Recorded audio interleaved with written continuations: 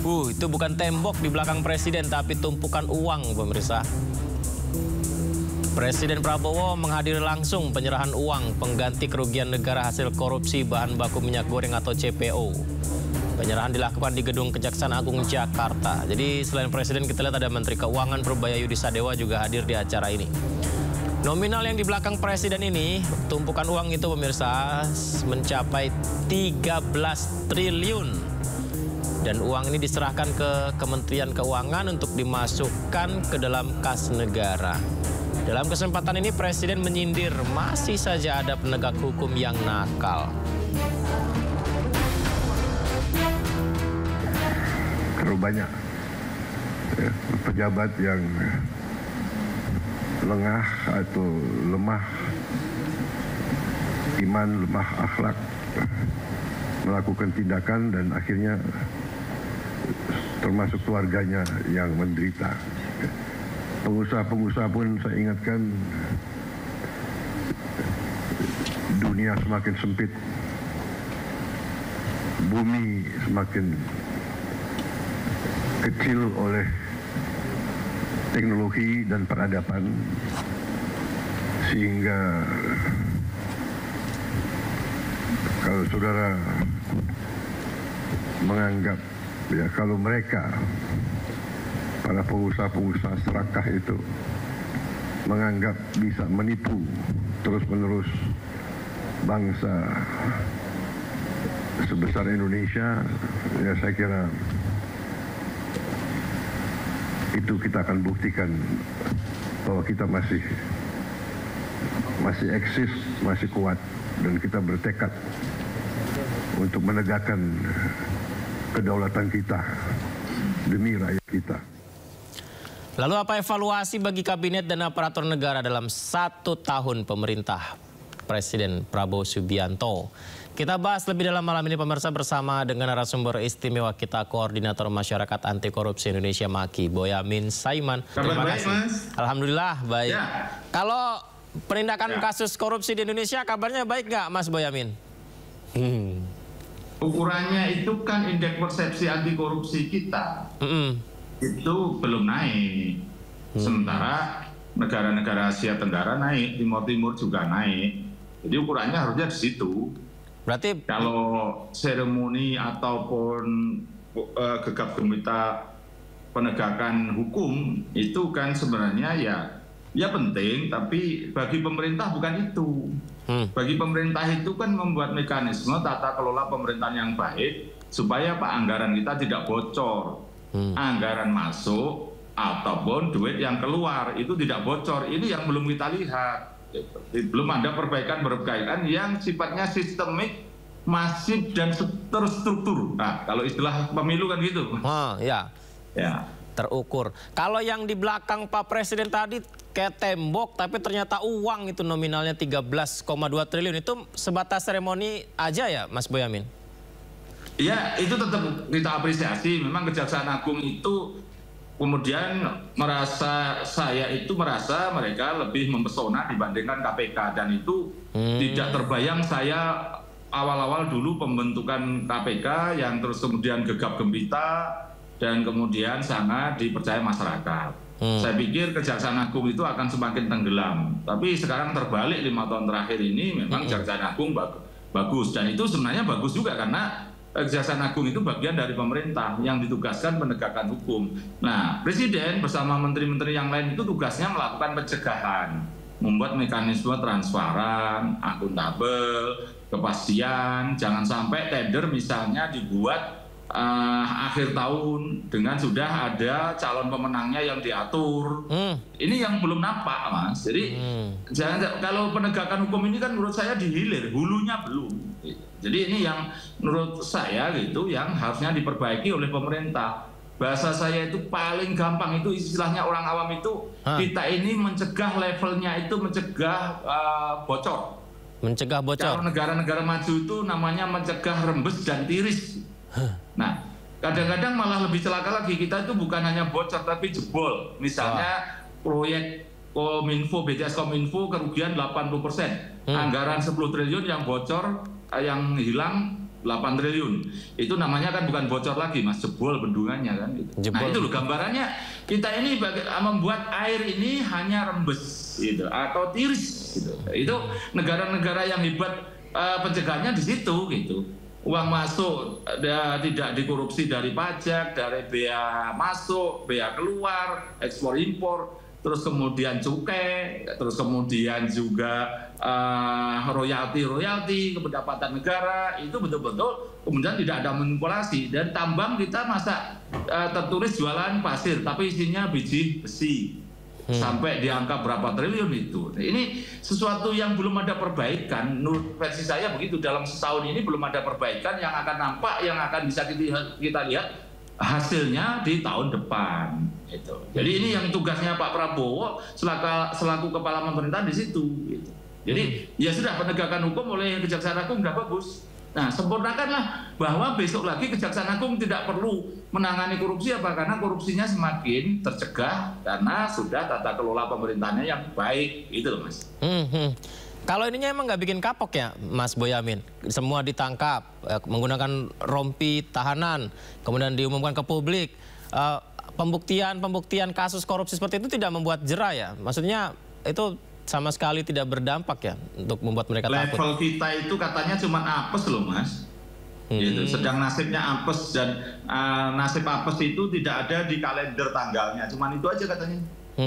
Jadi masih banyak, masih bertebaran orang yang korupsi, bahkan lebih parah mengaturnya dengan kejahatan yang terorganisir, itu lebih parah juga masih banyak gitu. Jadi ini mereka yang memahami itu hanya apa saja, apalagi kemudian hukumannya itu paling rata-rata 5 tahun sampai 10 tahun. Kena bebas bersyarat, kena remisi, kena diskon-diskon yang lain, maka hanya separuh menjalani gitu. Nah, jadi suatu yang belum menakutkan gitu. Nah, sekarang saya menuntut pada posisi tahun ini juga misalnya disahkan RUU perampasan aset menjadi undang-undang gitu.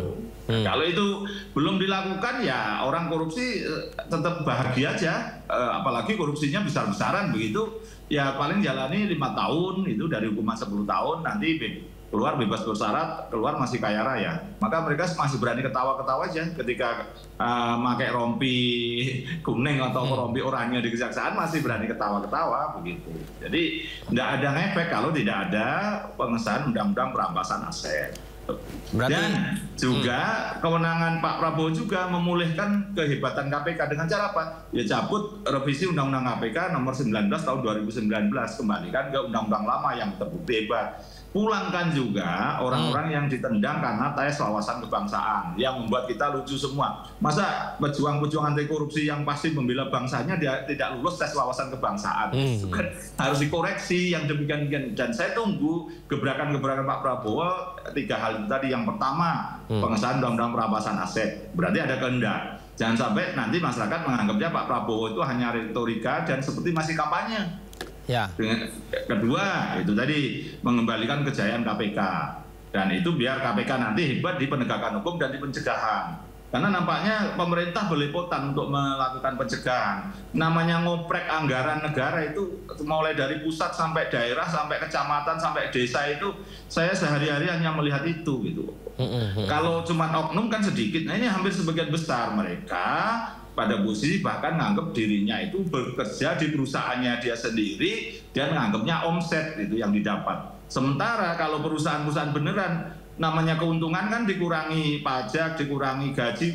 Lah, tapi kalau oknum yang nakal ini kan omset sama dengan keuntungan, tidak kena pajak lagi. Mereka fasilitas negara dapat, sakit pun dibiayai negara. Ini yang dan juga berikutnya Pak Prabowo harus memikirkan untuk perampingan efisiensi dari birokrasi kita. Kita ini kan gemuk, belum apa-apa yang nambah pegawai, bukan sekedar PNS tapi PKP 3K itu. Dan itu apa yang dikerjakan? Selain guru dan perawat, saya belum melihatnya ada signifikan mereka bekerja, hanya malah kemarin membengkakkan gaji sehingga mengurangi dari anggaran negara yang semestinya untuk masyarakat hanya habis untuk gaji gitu.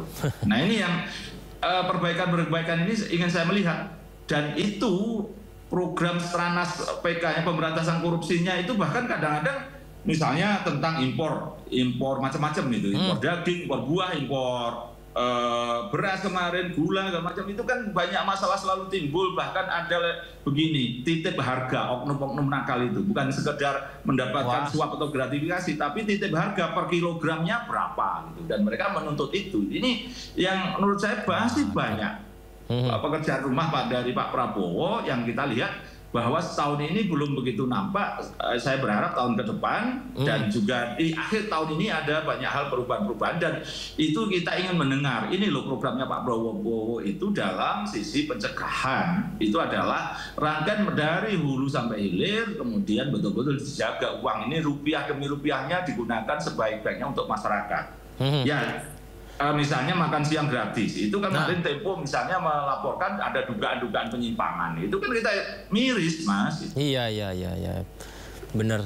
Tapi ada yang menarik juga nih, Mas Boyamin, ketika ada kasus korupsi, pelakunya disidangkan, ternyata oknum yang menyidangkan ini juga terkena suap. Nah, Presiden bilang supaya ini tidak terjadi, memperkuat pengadilan kita, menaikkan gaji hakim-hakim kita, jaksa kita. Nah, itu memberikan solusi nggak sih supaya tidak terpengaruh, gajinya dinaikkan?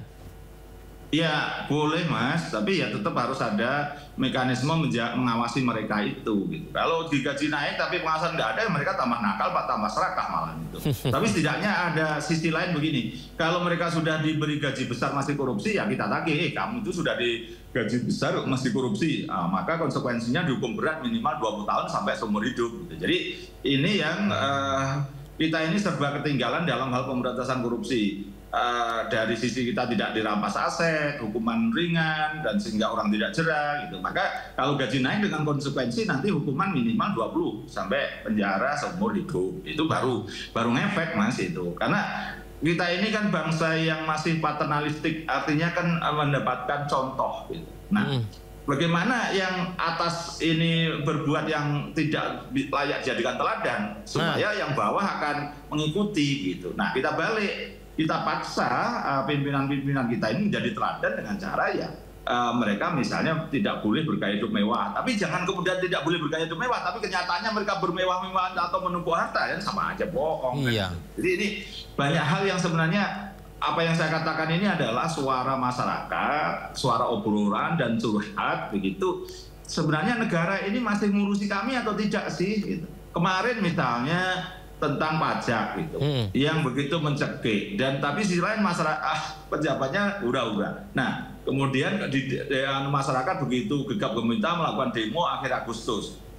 Nampaknya responsif, tapi saya belum dengar ini misalnya berkaitan dengan isu reformasi Polri. Itu kan kita bisa nuntut segera diumumkan, dan juga ada reformasi TNI misalnya. Karena apapun ini jangan kemudian merasa kemudian diserang aja Polri-nya. TNI juga ada tim reformasi TNI untuk mencegah mereka terulang zaman Orde Baru. Nah, ini kan yang harusnya menjadi pekerjaan rumah yang harus dilakukan oleh Pak Presiden Prabowo gitu. Jadi bukan sesuatu yang hanya retorika seperti pasti zaman kampanye gitu. Masyarakat, mohon maaf loh, ini kan ada yang mengatakan seperti itu gitu. Jadi ini harus lebih konkret, lebih tertata bahwa pentakdiran pemerintahan ini adalah dalam rangka memang mengelola, menjaga amanah gitu, tidak pecah amanah, tidak rasuah gitu, kemudian mencegah tiris dan rembes, levelnya begitu. Jadi inilah yang kemudian saya mengharapkan lebih banyak lagi dari pemerintahan ini, bahwa 1 tahun ini kita menganggapnya konsolidasi, termasuk macam-macam konsolidasi politik segala macam. Tapi tolonglah tahun kedua, ketiga itu sudah betul-betul bekerja. Eksekusi. Jangan sampai kemudian kita pendapatan kelas menengah terpaku di situ, tidak ada pertumbuhan, tidak kemudian kita terjebak dalam posisi sistem ekonomi yang tidak tumbuh gitu. 10 tahun terakhir itu kita kemana, Mas? Nggak kemana-mana. Pertumbuhan hanya begitu-begitu aja. Korupsi merajalela. Apa yang hendak dicapai dari sisi bangun jalan tol, bangun kereta cepat segala macam, malah menimbulkan, menyisakan masalah.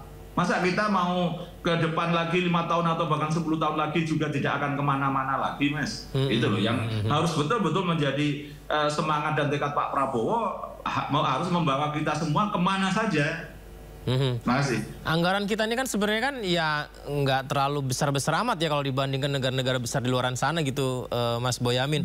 Tapi dengan korupsi yang ada sekarang ini sampai triliunan, bahkan tadi ekspor CPO 13,2 triliun.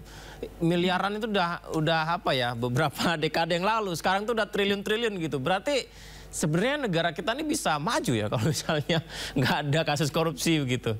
Jika tidak ada korupsi dan pendapatan negara dari sektor pajak dan turunannya termasuk bea cukai begitu, kita bukan hanya tidak berhutang, Mas, mampu membayar hutang dalam waktu yang singkat. Misalnya saya tuh pernah mendapatkan ilmu ekonomi dari Pak Misbakun, itu Ketua Komisi 11 itu, misalnya rata-rata pajak kita dibandingkan pendapatan kotor, itu kan kita masih terjebak di 8%, 9%. Sementara negara-negara yang agak maju sedikit aja di atas kita itu Malaysia misalnya begitu, sudah di atas 10% sampai 12%. Nah, hitungan 1% itu dinaikkan begitu aja itu ternyata 1.000 triliun. Nah, kalau dalam 5 tahun itu kita bisa menaikkan dari yang biasa-biasa menjadi naik menjadi 12% gitu. Rata-rata itu bahkan 15% negara maju. Kita 12% itu aja sudah 3.000 triliun.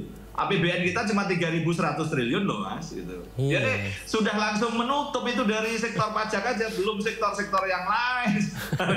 Jadi ini memang suatu yang menurut saya sudah keharusan bahwa gitu loh. Kita sudah harus bangun. Kita sudah harus mulai tahu dunia luar. Membuka mata begitu, jangan sampai 10 tahun kemarin kita tidak kemana-mana kayak merasa tidak ada masalah gitu, merasa kemudian ya baik-baik saja, semakin menumpuk hutang gitu. Padahal kita perbandingan misalnya dengan Filipina, pertumbuhan ekonominya 7%. Dari mana mereka membersihkan aparat pemerintah, termasuk itu saya harus kemukakan ini. Penyuap itu di sana diamankan sepanjang dia mau membongkar siapa yang disuap, sehingga pemerintahannya ini, birokratnya ini dibersihkan, dan itu kemudian aparatnya bersih dan kemudian rakyat percaya, pertumbuhan ekonominya 7%. Nah kita 5% aja naik turun gitu. Filipina punya apa, Mas? Punya tambang? Enggak. Ikan belum. Hanya mungkin mohon maaf hanya ekspor tenaga terlatih untuk mendapatkan devisa. Bukan seperti kita, mohon maaf, hanya pembantu rumah tangga. Mereka sudah tenaga terlatih, perawat dan lain sebagainya. Itu betul-betul diekspor dan mereka mendatangkan devisa dan pertumbuhannya jadi 7%. Dibandingkan dengan kita punya apa? Hutan nggak punya, kebun sawit nggak punya. Tapi mereka apa yang didapatkan? Masa kita kemudian tidak iri begitu dari rakyat tidak menagih pemerintahannya harus begitu, pemerintah juga tidak iri bisa melayani rakyatnya ya baik seperti sebagaimana di pemerintahan-pemerintahan yang berkeinginan maju. Vietnam kurang apanya dulu negara komunis begitu, sekarang kita kalah gitu. Jangan bandingkan dengan Cina lah, Mas, karena dia lebih besar, lebih kecilnya Vietnam gitu. Itu pertumbuhannya udah baik, Filipina baik gitu. Malaysia memang merdeka lebih belakangan tapi ternyata lebih baik gitu. Karena pemimpin-pemimpinnya karena ingin jadikan teladan dan betul-betul ingin menyejahterakan rakyatnya, meskipun ada isu-isu korupsi tapi kemudian cepat-cepat diberantas itu seperti di Malaysia. 1MDB bagaimana kemudian bisa diproses hukum dan kemudian bahkan Perdana Menteri pun waktu itu Najib Razak bisa diproses hukum gitu. Jadi kemudian cepat, gerak cepatnya itu, reaksinya cepat. Kita ini kan sudah korupsi sekian tahun, reaksi kita ya hanya untuk gegap gempita untuk menahan orang. Ya lumayan lagi Kejaksaan Agung 5 tahun terakhir ini mengejar recovery aset seperti pengembalian uang ditumpuk segala macam itu. It's okay. Tapi perbaikan tata kelola kan belum. Pemerintahan kita masih amburadul, Bu. Masih buruk. Dan ini menjadi tugas siapa? Pemerintahan itu sendiri. Jangan memaksa penegak hukum kita mampu memberantas korupsi. Mereka kan hanya penegakan hukum. Untuk pencegahan, mereka semakin hebat memberantas korupsi, menegakkan hukum, menangkap orang setiap hari. Berarti kan pemerintahannya yang buruk, yang bocor, yang jebol.